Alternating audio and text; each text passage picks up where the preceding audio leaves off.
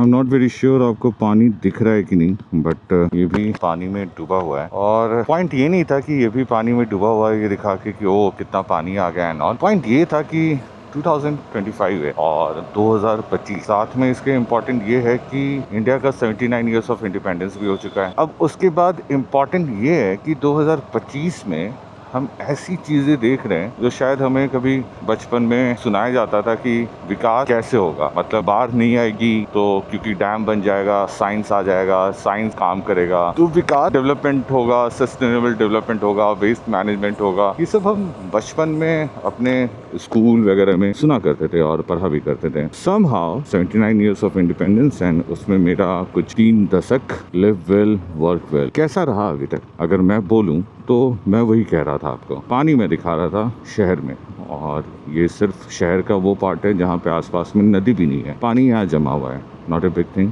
It's a big thing. पानी जमना is not a good thing, चाहे वो कहीं भी जम रहा हो, कंक्रीट पे या किसी भी मिट्टी वाले एरिया में, it's not a good thing. और खासकर बारिश का पानी तो बिल्कुल भी नहीं। 2025 पे हम बात करेंगे कि अगर मैंने 3 डिकेड्स ऑफ लाइफ देख लिए हैं जिसमें मैं स्कूलिंग, बचपन सब कुछ इंक्लूड कर रहा हूँ। In fact starting from my early days जब मैं छोटा था, तो अगर वहाँ से मैं अपने आप को देखूँ कि मैं अपने लाइफ में कितना प्रोग्रेस कर गया हूँ। Yes, the way of travelling, the way of communicating, way of education, a lot of thing has changed for sure। लोगों का कल्चर बदल गया है। अब हिंदू कल्चर में भी बहुत सारे डिफरेंट कल्चर हो गए हैं।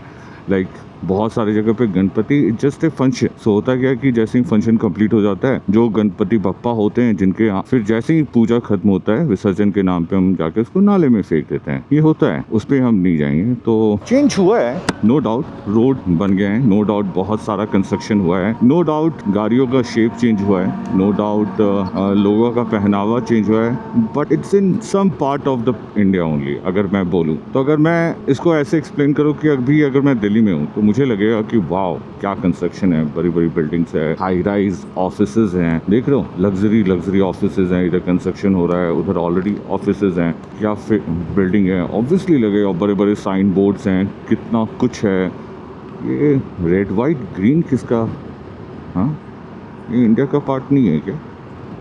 Red white green, let's assume this कि अपना डीएम पढ़ा लिखा नहीं है, उसे नहीं पता है, या चीज़ें ऐसे ही हो जाती हैं। बस कुछ कर देना है तो जाके कुछ भी कर दो। लोगों को अपने तिरंगे का कलर नहीं पता है। कोई बताओ भाई साहब टैग करके, इस ऑरेंज वाइट एंड ग्रीन कितना बेकार लग रहा है। वैसे रेड वाइट ग्रीन किसका है? कमिंग बैक टू 2025 में मेरे लिए 3 दशक में और 79 ईयर्स ऑफ इंडिपेंडेंस की कहानी सुनने के बाद कि 1947 में, 1947 में हमारा देश कैसा था, ये सब सुनने के बाद आज मैं अगर देखूँ तो ऑब्वियसली कंस्ट्रक्शन, इंफ्रा, एजुकेशन में चेंजेस हुए हैं।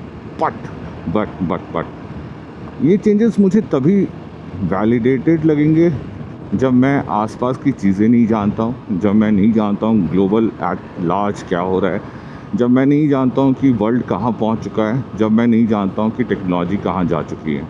तो अगर मैं इन सब चीज़ों को नहीं कंसिडर करूँगा तो हाँ, मुझे चेंज लगेगा, बहुत चेंज लगेगा।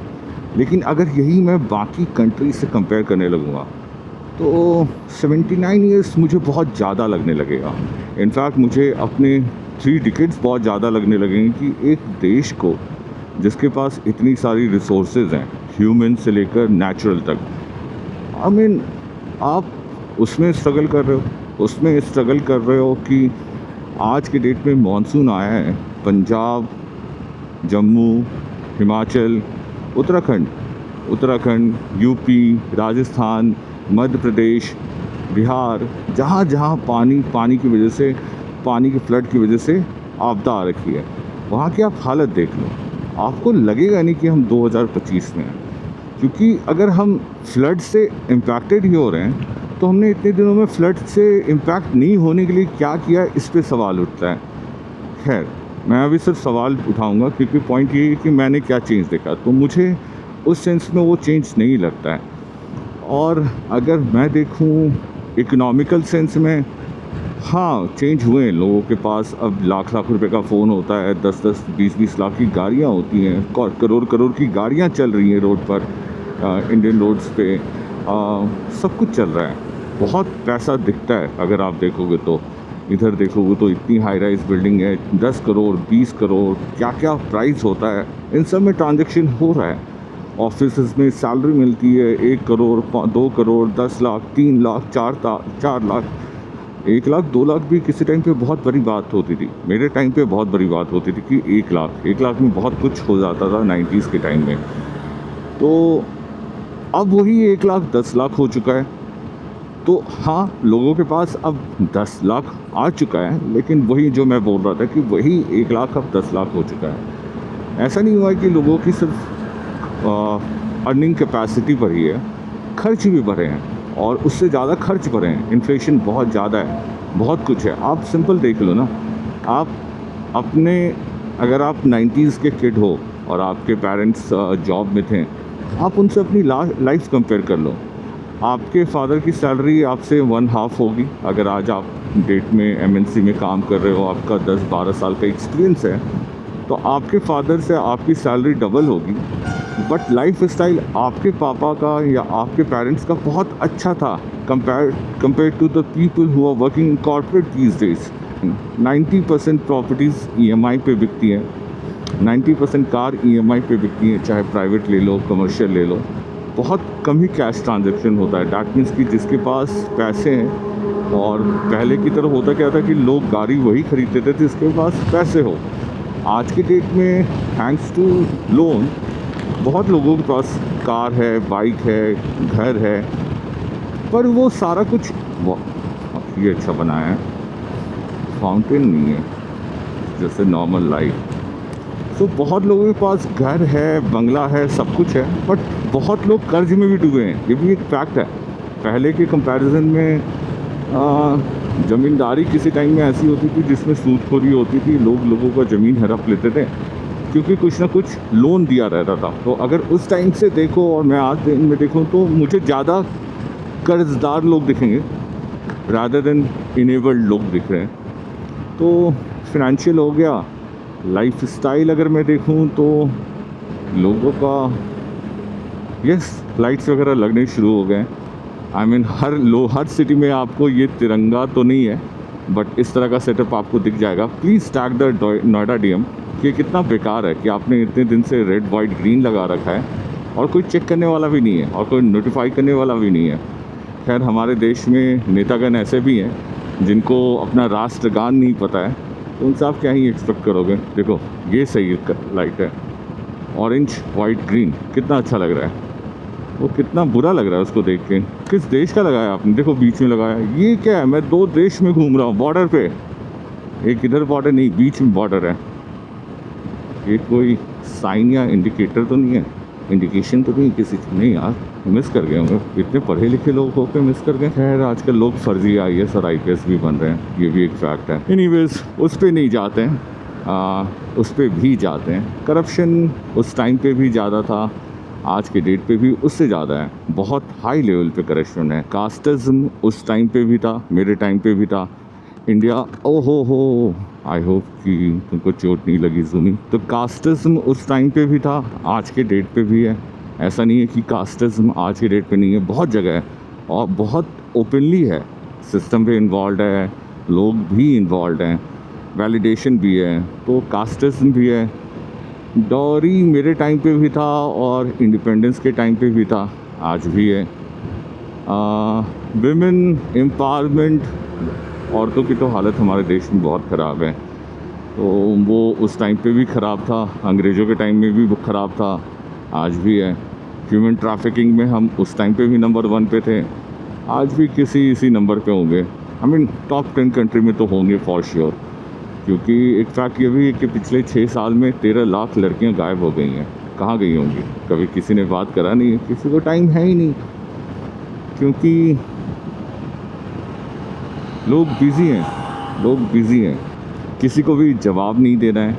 नितिन गडकरी साहब एक पॉडकास्ट करते हैं और उसमें उनसे ये सवाल पूछा जाता है कि जो इथेनॉल का प्रोडक्शन होगा उसको आप कैसे मीट करोगे, क्योंकि उसमें सबसे ज़्यादा रिक्वायरमेंट पानी की होगी और इस देश में पानी की कमी है, ये फैक्ट है। तो नितिन गडकरी साहब कहते हैं कि जो लोग ये सवाल उठा रहे हैं कि पानी की कमी है, वो सारे लोग एंटी नेशनल हैं। तो अगर आपके घर में पानी नहीं आता है या पानी के लिए अपने घर से कुछ दूर जाते हैं या बहुत दूर जाते हैं, मैं जानता हूँ कि बहुत लोग बहुत दूर जाते हैं, 5-5 किलोमीटर तक जाते हैं, 10-10 किलोमीटर तक जाते हैं पानी के लिए। मैं जानता हूँ बहुत सारे गाँव में पानी नहीं है।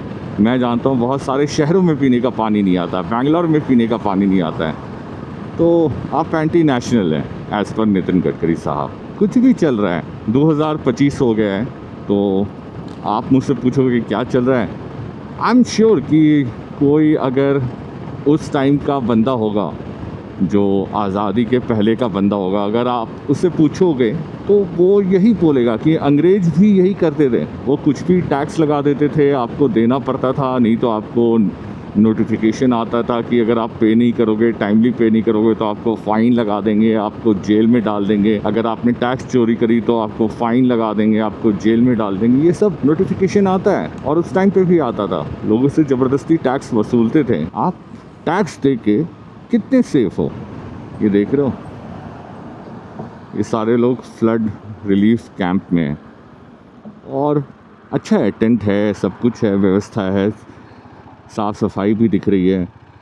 बट 2025 में भी अगर आप फ्लड से ही जूझ रहे हो तो आपकी तरक्की कहाँ हुई। इतने सारे लोग अपने मजबूर हैं टेम्परल हाउस में रहने को।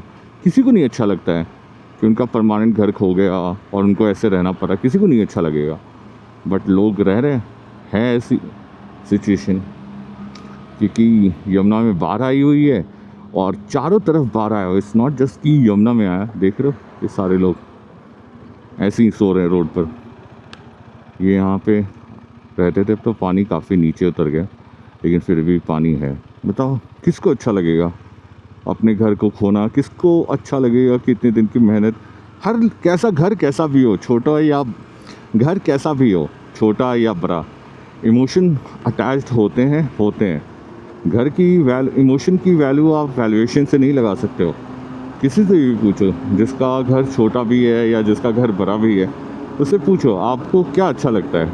वो बोलेगा घर की फीलिंग अच्छी लगती है, वो ये नहीं बोलेगा कि घर का साइज़ अच्छा लगता है। और 2025 में भी अगर लोग फ्लड्स, नेचुरल डिज़ास्टर से स्ट्रगल कर रहे हैं, इम्पैक्ट हो रहे हैं, वो भी इतने लार्ज स्केल में, इंफ्रास्ट्रक्चर फेलियर की वजह से and all, it's a shame.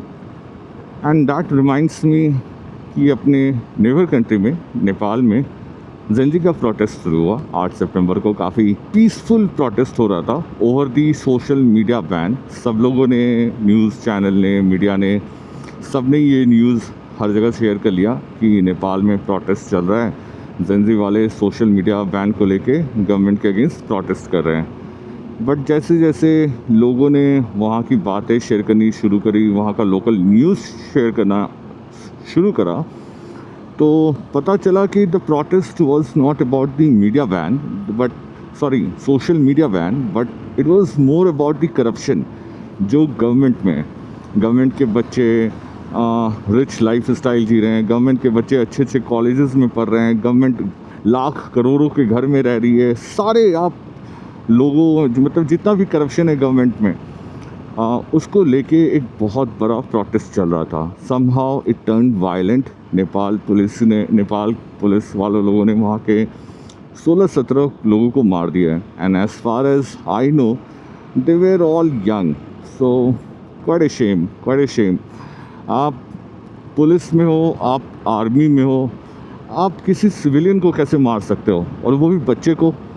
Come on, अपनी ड्यूटी को आप वहीं पे छोड़ दो। अगर आप कर रहे हो अभी तक तो शर्म आनी चाहिए। आपने किसी का मर्डर किया है, ठीक है, कोई डिफाइन नहीं करेगा, कोई आपको एक्यूज़ नहीं कर सकता है क्योंकि आप सिस्टम हो, लेकिन आपने मर्डर किया है, क्योंकि उसकी जान नहीं वापस आएगी। और वो प्रोटेस्ट कर रहा था इसके लिए क्योंकि आपने सोशल मीडिया बैन कर दिया था, क्योंकि आप करप्शन में लिप्त हो, डूबे हुए हो, और आप नहीं चाहते हो कि लोगों को ये पता चले कि आपके बच्चे कहाँ पार्टी कर रहे हैं, कैसे ऐश की ज़िंदगी जी रहे हैं।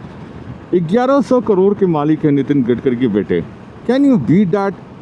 आप, मैं न जाने कितने लोग भी मिल जाएं तो भी हम 1100 करोड़ नहीं कमा पाएंगे, ये फैक्ट है। और उसके बच्चे घर में बैठे बैठे हम इथेनॉल ख़रीद रहे हैं जस्ट बिकॉज उसके बेटे की कंपनी इथेनॉल की है, इसलिए इथेनॉल मिलाया जा रहा है, और कोई बात ही नहीं है।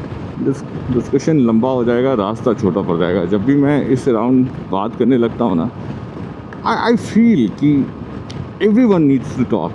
इट्स नॉट कि मेरा ये प्रॉब्लम है कि आप सबका एक एज होगा इस देश, आप सबका एक फेयर अमाउंट ऑफ टाइम है इस कंट्री में। I can bet on that. आप सब लोगों ने एक फेयर अमाउंट स्पेंड कर लिया है। कई लोग, आप लोग टियर 3 से आते होंगे, टियर 2 से आते होंगे, आप टियर 1 से आते होंगे। आपने, बहुत लोगों ने लाइफ देखी है कि साउथ में कैसा होता है, नॉर्थ में कैसा होता है, वेस्ट में कैसा होता है, सब आप लोग जानते हो। और जो नहीं जानता है वो गूगल में सर्च करके जान सकता है। बट सबको पता है कि देश में आज के डेट पे क्या हो रहा है।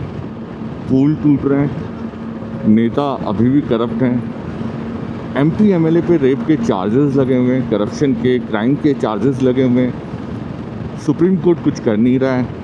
पुलिस ऑब्वियसली गवर्नमेंट के साइड में ही रहती है, वो सिविलियन के अगेंस्ट ही रहती है।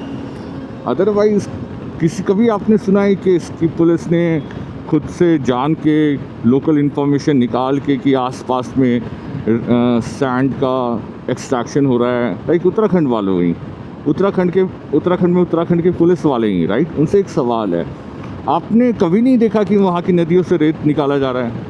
मैं जितनी बार गया हूँ उतनी बार देखा है मैंने कि वहाँ की नदियों से रेत निकाला जा रहा है। तो आपने कभी नहीं सोचा कि आप जब चुप रहोगे तो इसका नतीजा ये होगा कि आने वाले टाइम में जब बाढ़ आएगी तो वही होगा जो धराली में हुआ, या बद्रीनाथ में हुआ, या केदारनाथ में हुआ।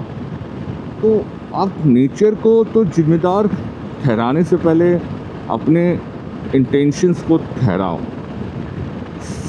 सेम बिहार में बाढ़ आया, सब कुछ बह रहा है, सब कुछ कट रहा है। जब वहाँ से रेत निकाला जा रहा था, सब लोग बोल रहे थे भैया हमारा काम थोड़ी है, ये बड़ा बाबू लोग का काम है, वो लोग करवा रहे हैं, हम काहे परे भैया, ये हमसे मतलब नहीं है। तो सारा रेत चला गया, अब नदी आपके घर आ गई, क्योंकि रेत है ही नहीं, नेचुरल बैरियर है ही नहीं। जो प्राकृतिक तरीका होता है नदी को रोकने का, रेत, आपने उसको बेच दिया या लूटने दिया। आपके सामने से आपकी धरती माता से वो रेत ले गए, आप ले जाने दिए। तो आज आप अपनी ही कर्मा को दोष दें, क्योंकि आप चुप थे इसलिए ये सब हो रहा है। बारिश होगी, पानी भरेगा, समझ में आता है, लेकिन लोगों की जान चली जाएगी ये नहीं समझ में आता है। लोगों का इतना सारा नुकसान हो जाएगा ये नहीं समझ में आता है। वो रोड जो बार बार बह रहा है वो फिर से बह जाएगा ये नहीं समझ में आता है। पुल टूट जाएगा ये नहीं समझ में आता है। लोग नदियों में डूब के मर जाएंगे ये नहीं समझ में आता है। लोग मलबे में दब के मर जाएंगे ये नहीं समझ में आता है। बच्चा जानता है और हम आप सभी लोग जानते हैं, जो भी आप डिज़ास्टर देख रहे हो ये सारा मैन मेड है। बेकार का कंस्ट्रक्शन, अननेसेसरी कंस्ट्रक्शन, हर जगह इन्होंने रोड बनाना है, 4 लेन बनाना है, हर जगह टनल बनानी है, जबकि हमें नहीं चाहिए। आप पहाड़ी से पूछो, मैं तो पहाड़ जाता हूँ, मैं बोल सकता हूँ मुझे नहीं चाहिए भाई। मैं किसी टाइम में, आज से 10 साल पहले मनाली जाता तो मुझे 10 घंटे लगते थे। पिछले 6 साल में मैं मनाली जितनी बार गया हूँ मुझे 16 घंटे 20 घंटे लगे हैं। आप पहाड़ियों से पूछ लो, क्या ज़रूरत है आपको इन टनल्स की, क्या ज़रूरत है आपको इन रोड्स की, 4 लेन रोड्स की? क्या गाड़ी पहले नहीं चलते थे? पहले ज़्यादा अच्छे चलते थे और पहाड़ चलाने में पहाड़ जैसा फील होता था। आज तो हर जगह धूल, गंदगी और एक बारिश होती है पूरा रोड बह जाता है। पता नहीं कौन सी इकोनॉमी का कंस्ट्रक्शन कर रहे हैं। इतने सारे IIT हैं बट इनके पास इंजीनियर नहीं है जो रोड प्लेन बना सकें और मजबूत बना सकें।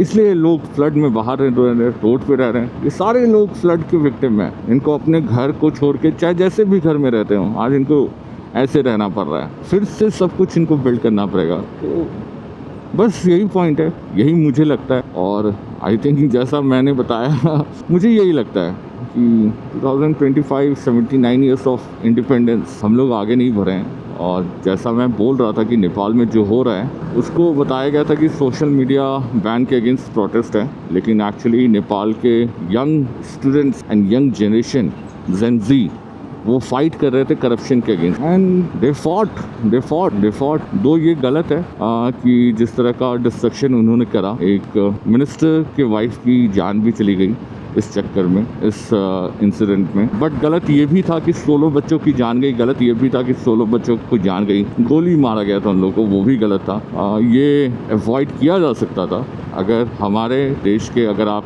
नेपाल के नेता, नेपाल की पार्टी, नेपाल की पॉलिटिकल पार्टी इस लेवल पे करप्शन नहीं करती कि सिर्फ अपना सोचती और जनता को भूल जाती। और किसी ने मुझसे पूछा, डू यू थिंक कि इंडिया में भी something similar can happen? I don't think India में ये अभी प्लेटफॉर्म या ये अभी वेव आया भी है और आएगा भी। बिकॉज देखो ना, आप यहाँ पे सोशल मीडिया के इन्फ्लुएंसर कौन है? वो कोई लड़की है जिसको रिबल किड बोलते हैं, वो इन्फ्लुएंसर है। जो गाली देती है, माँ बहन की गाली देती है, गंद बोलती है, वो इन्फ्लुएंसर है। लोग समय रैना को समथिंग कॉल्ड सुप्रीम कमांडर बोलते हैं, एलविश यादव को फॉलो करते हैं, उर्फी जावेद फेमस है। तो जिस देश में इतनी बड़ी जनता है जो कंज्यूम करने के लिए रेडी है उनका कचरा, और वो इन्फ्लुएंसर हैं इतने रीच के बाद, वो मज़े ले रहे हैं इसी चीज़ का कि मैं गाली दे दूँ और मेरे अकाउंट में 1 करोड़ रुपए आ जाए, 2 करोड़ रुपए आ जाए। गाली नहीं दूंगी तो मैं थोड़ा सा शो ऑफ कर लूँगी, मसल फ्लेक्स कर लूँगी। लड़के आजकल अल्फ़ा बने हुए हैं, लड़के आजकल अल्फ़ा बनना चाहते हैं, सिग्मा बनना चाहते हैं, सब कुछ बनना चाहते हैं सोशल मीडिया पे। तो आई डोंट थिंक सो कि अपने जेंजी में अभी वो वोकनेस आया है। आई डोंट थिंक कि जेंजी को ये लगता भी है कि ये उनका इशू है या ये उनकी रिस्पॉन्सिबिलिटी। हमारी जनरेशन जी वहाँ पर नहीं पहुँची है। आई थिंक हमें जेंजी बीटा अल्फ़ा गामा लगेगा, तब जाके इस तरह का कुछ हम देख सकते हैं। बट आई एम श्योर अगर हमारे देश में ऐसा कुछ होता है, ये फॉर श्योर होगा कि ये इस तरह का वायलेंट नहीं होगा। हम लोग गांधी जी के कंट्री को बिलोंग करते हैं, अहिंसा परमो धर्म को सब लोग बिलीव करते हैं। बट आई एम श्योर कि अगर हमारे देश में इस तरह का प्रोटेस्ट होगा, इस तरह का वायलेंस नहीं होगा। आई एम श्योर हमारी देश की गवर्नमेंट इतनी सेंसिटिव है, इतनी सेंसिबल है कि वो कोई भी ऐसा स्टेप लेने से पहले लोगों से डिस्कस करेगी, पूछेगी।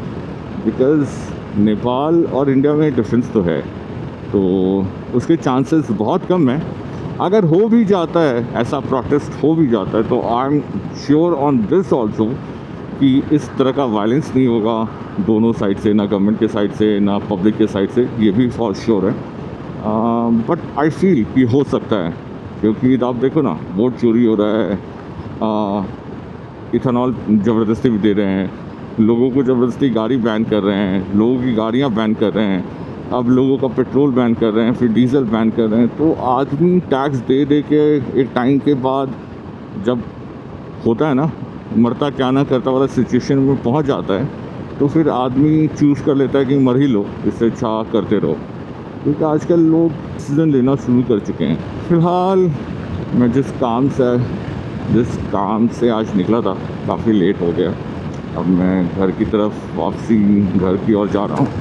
और इससे पहले कैमरा बंद हो जाए, आई वुड रिक्वेस्ट अगेन कि be responsible to your nature, be responsible to your animals, be humble, be kind. अपने आसपास के लोगों का ख्याल रखें। अगर आप पंजाब, जम्मू, हिमाचल या कहीं से भी हैं जहाँ पे आप इस नेचुरल डिज़ास्टर से जूझ रहे हैं, तो आपको भगवान ताकत दे। आपके आसपास के लोगों से यही रिक्वेस्ट होगी कि एक स्ट्रॉन्ग कम्युनिटी में बिलीव करें, क्योंकि इस फ्लड में एक ही चीज़ क्लियर है कि आपके आसपास के लोग ही आपका साथ देंगे। ये तो फैक्ट है। आप हर जगह देख लो, आसपास के लोगों ने एक दूसरे का साथ दिया, चाहे वो पंजाब है, चाहे जम्मू है। लोगों ने एक दूसरे को सपोर्ट किया, रेस्क्यू किया, खाना पहुँचाया, जो भी करा। गवर्नमेंट तो ड्यूटी करने के लिए आती थी, फ़ोटो ऑफ करती थी और चली जाती थी। मैक्सिमम जगह यही हुआ, हर जगह नहीं बट मैक्सिमम जगह यही हुआ। तो इसलिए मैं बार बार बोलता रहता हूँ, स्ट्रॉन्ग कम्युनिटी बनाइए। और डू कमेंट, आपको क्या लगता है कि 2025 और 79 ईयर्स ऑफ इंडिपेंडेंस में आपका ग्रोथ कितना हुआ है? क्या आपको लगता है कि जो मेरा ग्रोथ हुआ या जो मैंने शेयर किया वो गलत है? या आपका भी सिमिलर ग्रोथ हुआ है या आपका डिफरेंट ग्रोथ हुआ है, do comment, because we need to talk about these things. ऐसा नहीं हो सकता है कि हम चुप रहें, सवाल तो पूछना पड़ेगा। Thank you.